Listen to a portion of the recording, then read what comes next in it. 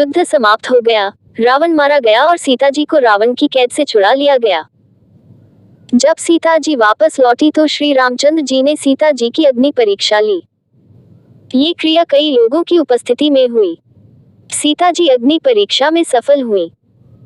तब भगवान राम ने सीता जी को स्वीकार किया और रावण के विमान में लक्ष्मण और हनुमान के साथ अयोध्या वापस लौट आए।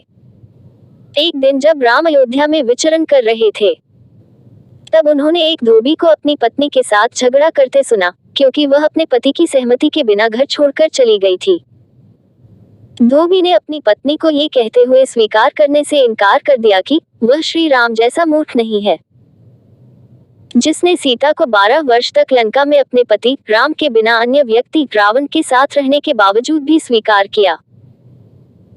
ऐसे शब्द सुनकर राम शर्मिंदा हो गए और वापस महल में आकर राम जी ने लक्ष्मण जी को पूरी बात बताई कि नगरवासी सीता की पतिव्रता होने के बारे में कैसे गपशप कर रहे हैं। इस घटना ने श्री राम जी को व्याकुल कर दिया। उन्होंने तुरंत ही सीता जी को महल में बुलाया। सीता जी उस वक्त गर्भवती थी, लेकिन राम जी ने इस पर कोई भी विचार नहीं किया और सीता जी को महल से निष्कासित कर दिया।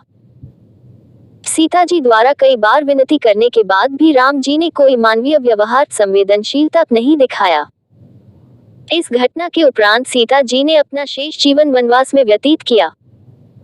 भगवान राम ने ये कहते हुए सभा छोड़ दी कि मैं आलोचना का विषय नहीं बनना चाहता, मेरा वंश कलंकित हो जाएगा। कृपया विचार करें, श्री राम का मर्यादा पुरुषोत्तम के रूप में अभिवादन किया जाता है।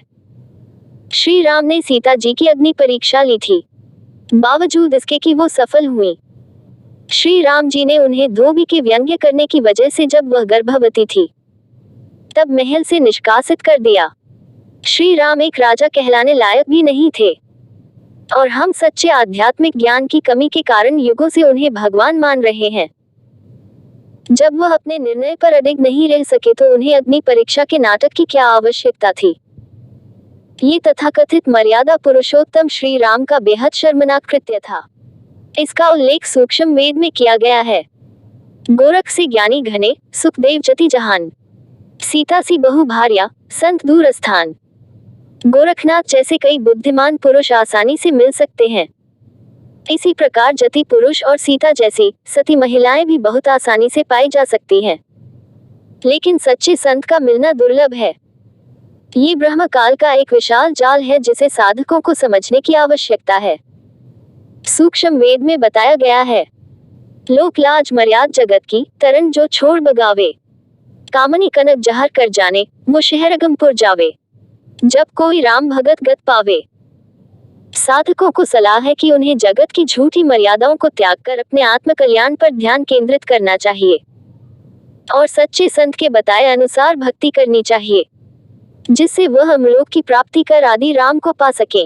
सूक्ष्म वेद में बताया गया है, राम नाम जपते रहो जब तक घट में प्राण, कभी तो दीनदयाल के भनक पड़ेगी कान।